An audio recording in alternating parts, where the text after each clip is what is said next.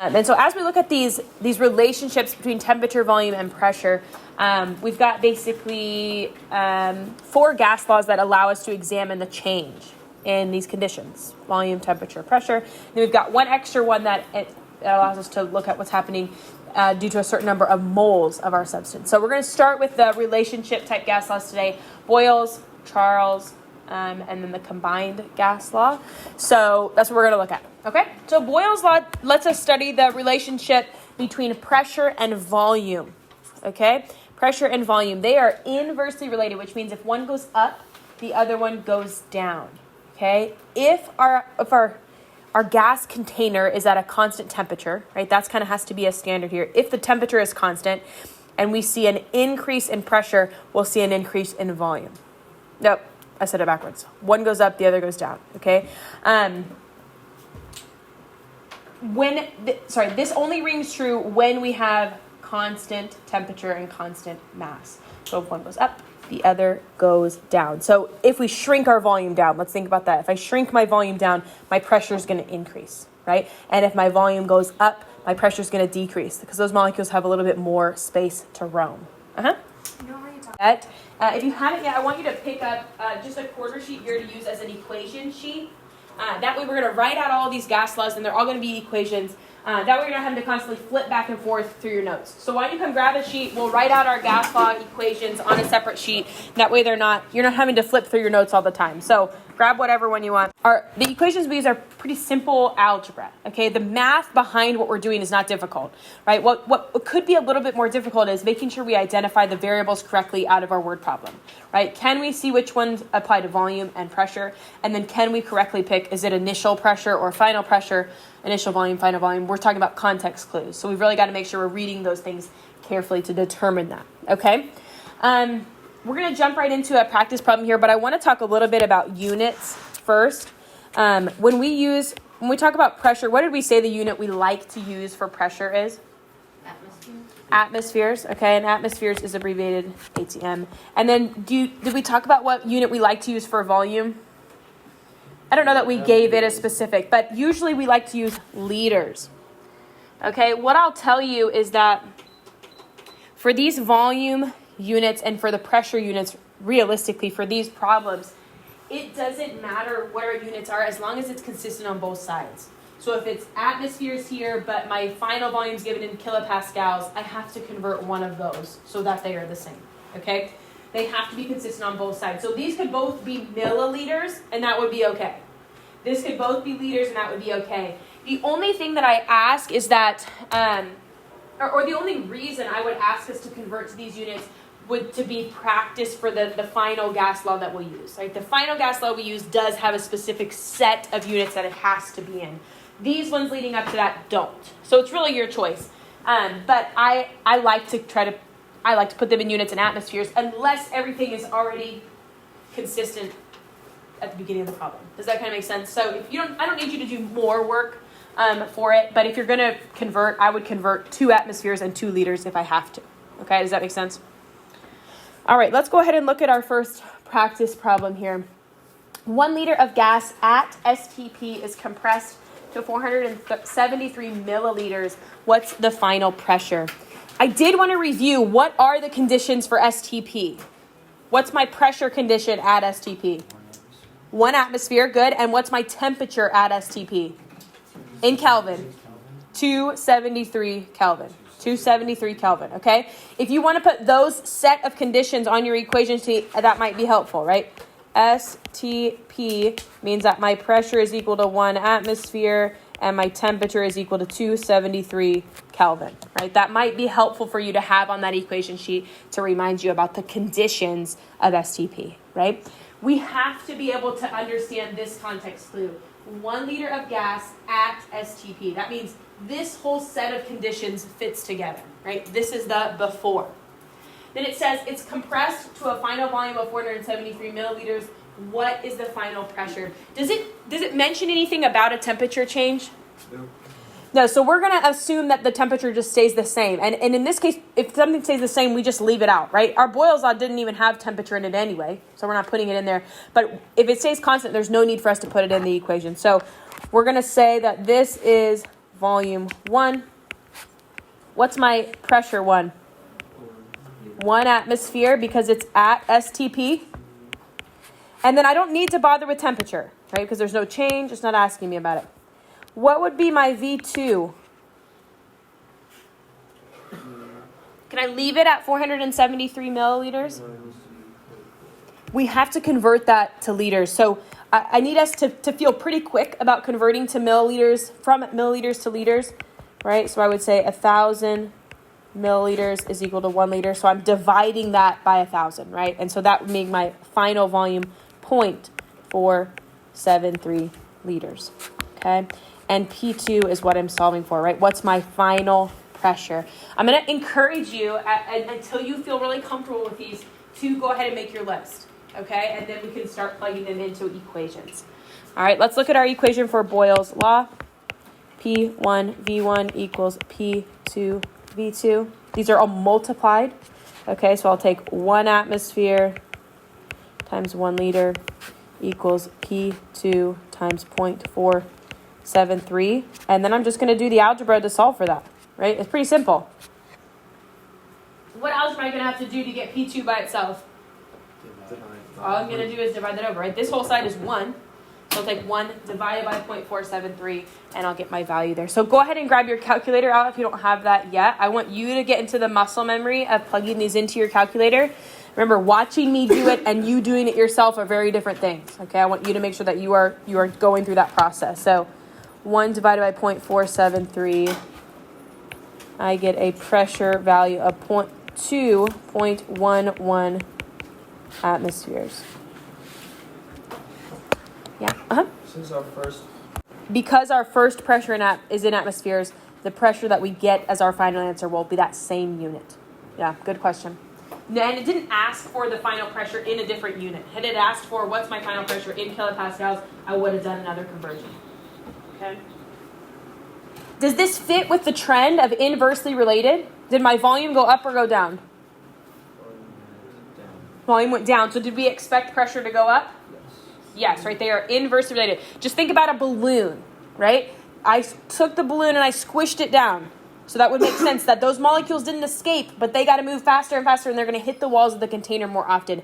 When we think about pressure, you can really think about how often are those molecules hitting the walls of the container, right? If we make the container bigger, they're going to hit the walls of the container way less often, right? As my volume increases, my pressure is going to go way down because there's more room for them to roam, right? But the smaller my container gets, the more often they're going to hit the walls of that container. That's kind of how you can characterize pressure, okay? All right, comfortable with that so far? Yeah? Okay, let's try the next one here. I have 5.6 liters of gas in a piston at a pressure of 1.5 atmospheres, and I compress it until it has a volume of 4.8 liters. What will the final pressure inside the piston be? Okay, why don't you try this one on your own? It feels very similar to the one we just did. Okay, even down to solving for pressure. Go ahead and try this one on your own, and I'll get you a couple minute head start.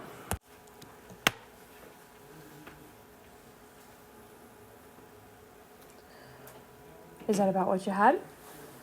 And does it follow our expectation of our inversely related, right? In this case, 2, our volume decreased, and so our pressure ended up increasing. I want you to just make a little note here, right? Does it matter if I list pressure first or volume first? I know the equation says P1 times V1 equals P2 times V2. Does it make a difference, the order in which I list them? No. But what does make a difference is that they are grouped together on the correct side. Right? In all reality, I could put initial over here and final over here, as long as I have used the context clues to determine which set of them are initial and which set of them are final. Does that make sense? Okay, I think that should be something that's not going to trip us up, but it does not make a difference. Okay, next one is one and the same, I think, except it has a conversion that we could do. So this one says a balloon is filled with 835 mils of air at a pressure of 782 millimeters of mercury. I add 424 mils of air to my balloon. What will my final pressure be? Okay. So is there any need for us to convert this? I don't really think so. I think it can stay. So let's look here. Our initial volume is 835 milliliters. My initial pressure is 782 millimeters of mercury. If we were going to convert to atmosphere, do you remember what the conversion factor is? That's for PSI? 760. Good. 760 is for two of them, torr and millimeters of mercury. I don't know why, but it is. What about my final volume? What would my final volume be? Yeah. Okay. You see this context clue right here? It's added to the balloon. So my final volume isn't just 424. It's being added to my initial, right? Like we pumped some more air into it, right? Or whatever we did. But we're adding to that. So my final volume is 835 plus 424. Okay, 825 plus 424. And that gives me a value of 1,249 milliliters. So in this case, our volume, did it increase or decrease? Increase. Our volume increased. So what are we going to expect our pressure to do? Decrease, right? We added some volume to this balloon, and so that means our pressure, we're going to see it go down. So let's go ahead and plug that in and see what we get.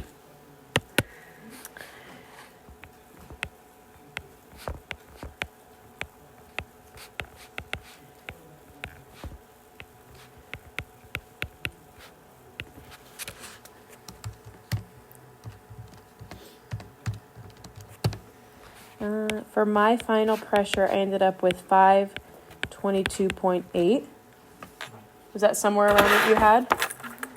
Okay, yeah, sorry, Catherine. Is 835 plus 424 1,259? Maybe. I got 50. Yeah, it's 1,259. Okay.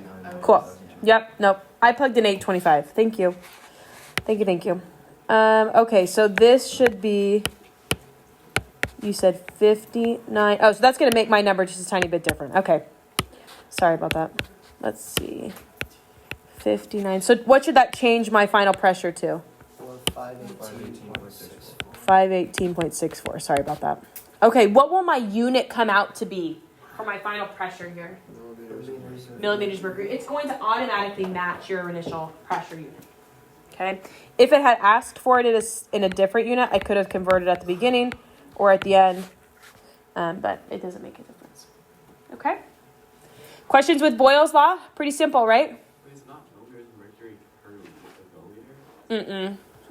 milliliter? Yep, just millimeters of mercury. All right, next is Charles' law. This is, we're looking at the volume and the temperature relationship. There you go.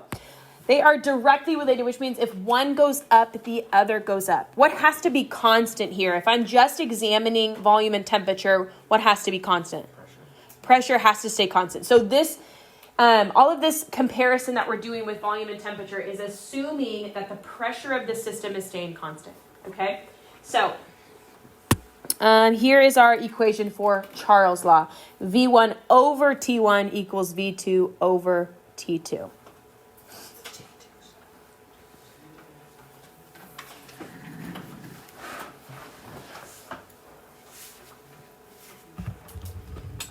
V1 over T1 equals V2 over T2. So what do you think about our temperature here? Do we have to convert it to Celsius, or I'm sorry, do we have to convert it to Kelvin, or can we keep it in Celsius?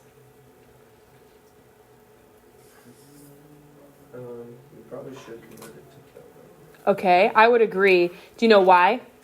Why do we have to convert to Kelvin? Because it works better. True. But what would happen if I had 0 degrees Celsius right here? Oh. Can I have a 0 in the denominator of a fraction? No. So that's the biggest, tricking point, right? We have to, temperature is the only one that must be converted every single time. Has to go to Kelvin. Do you remember how to convert Celsius to Kelvin? Add 273. So we're going to go Celsius plus 273 equals Kelvin. Okay. 0 Kelvin is a phenomenon called, do you know what it's called? Absolute zero. And absolute zero is a state in which the molecules are so cold and they have an absence of energy that everything comes to a stop. Right? That would be that's it, right? It's done. That would not be good for us, right? That would not be good. So absolute zero. Yeah, it's the coldest it can be, right?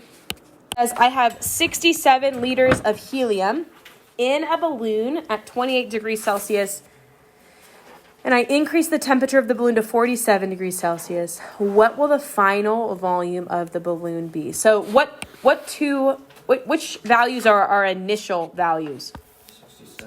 67 and 28. So my V1 is equal to 67 liters. My T1, I have to convert, right? 28 plus 273. 28 degrees Celsius plus 273 gives me 301 Kelvin. I'm solving for my final volume, and my final temperature is 47 plus 273, so 320 Kelvin. Do we feel pretty comfortable and quick about doing those conversions? Right? Do we feel good about that? Because that's just going to have to be something that's part of the routine of these problems, is making sure our units are consistent. When we go to set up our equation here, V1 over T1 equals V2 over T2, we're going to set up 67 over 301 equals V2 over 320. How can I solve for V2 here? Okay. Have you heard this? Cross, multiply, and divide? Have you ever heard that tagline before? Cross, multiply, and divide? I just divided the side first. Okay, so here's like, I don't know, the shortcut or I don't know what you even call it, algebra trick here, right? If I've got a proportion, right? Have you guys dealt with proportions before? That's the same thing that we're doing here. So I'm going to multiply diagonally and then divide down, okay? Leaving my variable by itself. So cross, multiply, and divide. Cross, multiply, and divide. So you're going to multiply diagonally, 320 times 67, and then I'm going to divide that by 301. Okay, and that gives me a final volume of 71.23 liters. Okay, do we need to see the math behind that broken up? Right, it's essentially the same. All we're doing is moving 320 to the other side. Right, and so then we've got 320 times 67 over 301. We're doing the same thing. Right, cross, multiply, and divide. Is that important? Expectation of increase in temperature, increase in volume, right? These two are directly related. So if temperature goes up, we're going to see volume goes up, right? Assuming that our pressure is held constant. Okay, very good. Why don't you try this next one here on your own? I have 130 liters of gas. All right, why don't you try that one?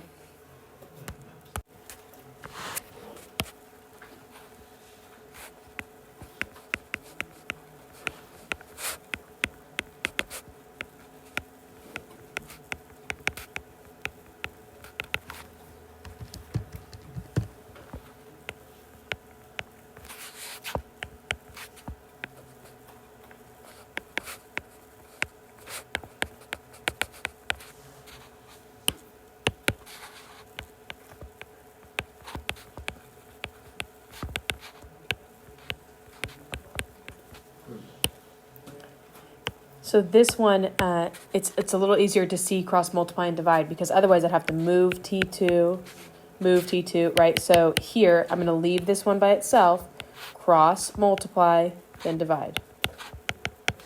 So multiply diagonally, then divide by 130, right? Cross, multiply, and divide. So that will take a couple steps out of the algebra rather than moving T2 all the way around. I'm going to multiply up, then divide by 130. So 523 times 85 divided by 130. And that gives me 342 Kelvin. It didn't ask me specifically for temperature in Kelvin or Celsius, so I'd probably take it either way, right? If it had asked for my temperature to be in Celsius, what would I do differently at the end here? I'm going to subtract 273. If it asks me for Celsius, I can't just leave it in Celsius for my problem. It has to be in Kelvin, and then I can go back. Okay. Do you feel pretty comfortable with how the equations are lined up? Do you have both of those equations on your sheet? On your equation sheet? Boyle's law and Charles' law? Okay. Very good. All right. I'm going to skip over a couple of these. I want to get,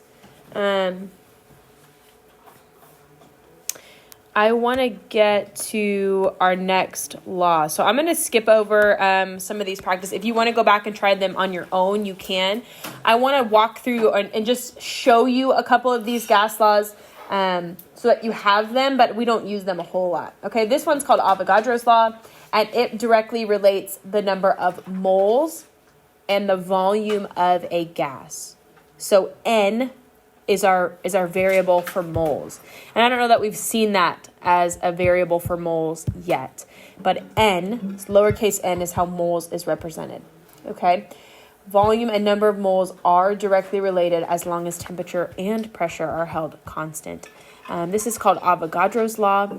Again, this is really not one we see all that often. So I'm just going to have you write it on your equation sheet, and we're actually going to skip over the practice problem for this particular law. But I want you to at least have it on your sheet so you have it available to you if you do need it at some point. The same will be true for the next one we're going to look at, which is Gay-Lussac's law. Okay. There we go. This is looking at the relationship for pressure and temperature. So Gay-Lussac, his is pressure and temperature. It looks very similar to Charles' law, doesn't it? Right? They are both directly related. So as one goes up, the other goes up. All right. So I want you to have all four of those gas laws, the little ones, on your sheet, and then I'll show you the one that we're really kind of looking towards today.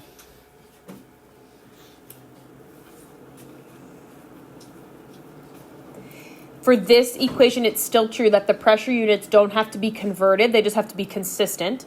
But temperature does have to be converted to Kelvin. All right. Our final law for today, which is cleverly named the combined gas law. If I was going to smush all three of them together, here's what it would look like. P1 times V1 over T1 equals P2 times V2 over T2. Right? All we did is put all three of them together. This is for finding out pressure, volume, and temperature. Yep, so this is looking at a relationship. So this is Boyle's. This is Charles.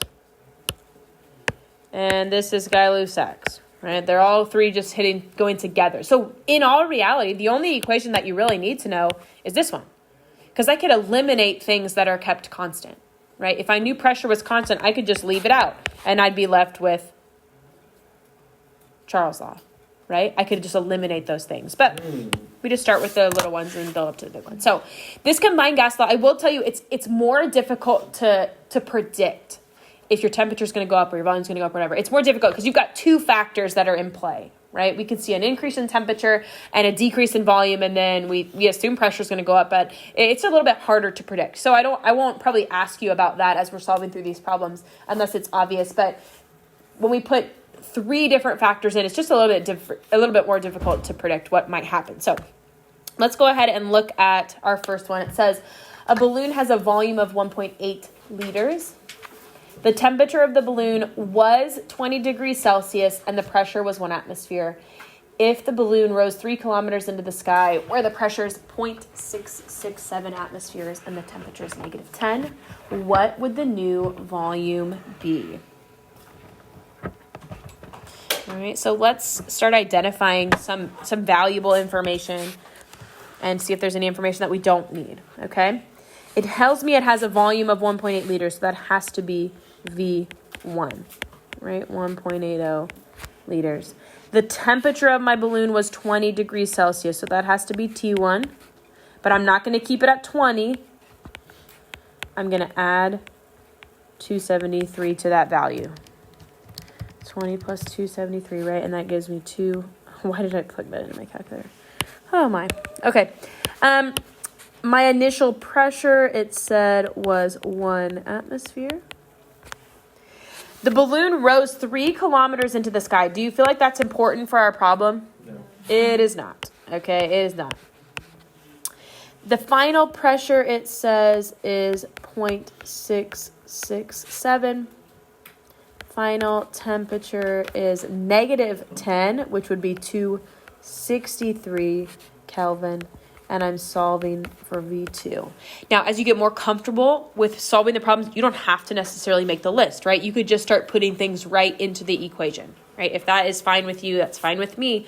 But that's kind of what you could start looking at. So I'm going to go P1 times V1 over T1 equals P2 times V2 over T2.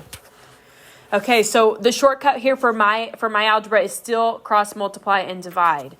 So where I'll start is here, and I'll multiply this up, and I divide, and then I still have to divide that one over. Okay, so that might seem more complicated than how you would normally do it, but that's how I'm going to get rid of it. So I'm going to cross multiply, divide, and then I'll have to end up dividing over that 0.667. So in my calculator, I would take 263 times 1.8 divided by 293 divided by 0.667, and I get a final volume of 2.42 liters.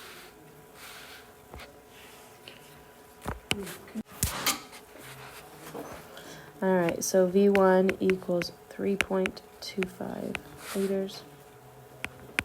T1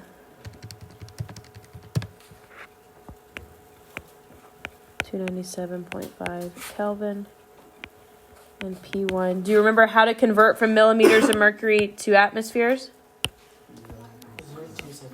It's 760. That's okay. So we're gonna go. Yeah, a decimal is fine.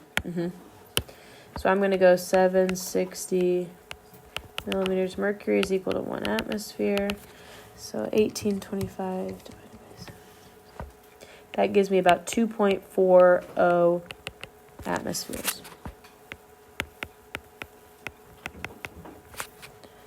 Okay. Determine the temperature. So that means we're solving for T2. My volume 2, I'm going to convert milliliters to liters. And my pressure 2 is already in atmospheres. All right, so I had to do a lot of prep work there just to get to a place where I can put it into my combined gas law, right? I've got to get my units to be consistent on both sides.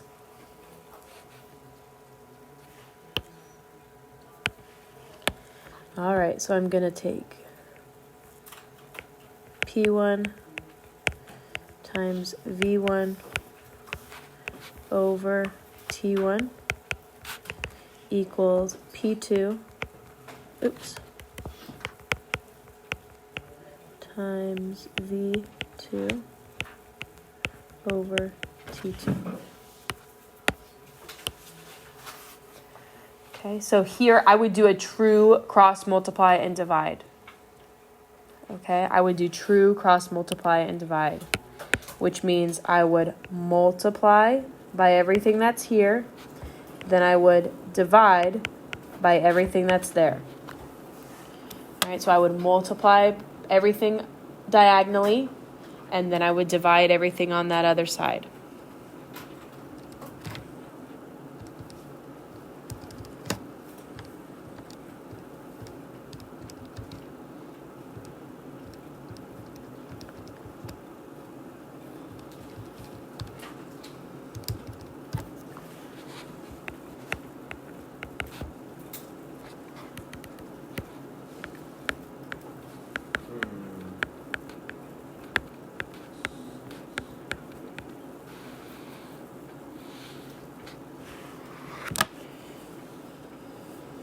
Is that similar to what you came out with, or no, not even close? Okay.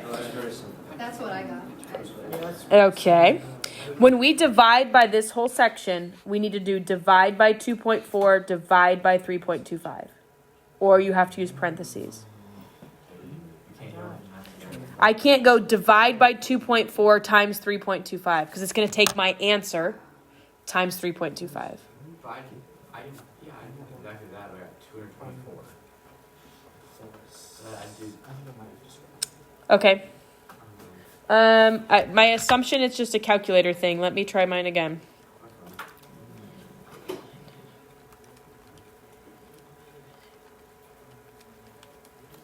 I got 243. This time. Okay, Yeah. got it. Okay. I had to do mine twice, because I tried to do times for, like, divided by 240 times 3.25, and then I had to do it again.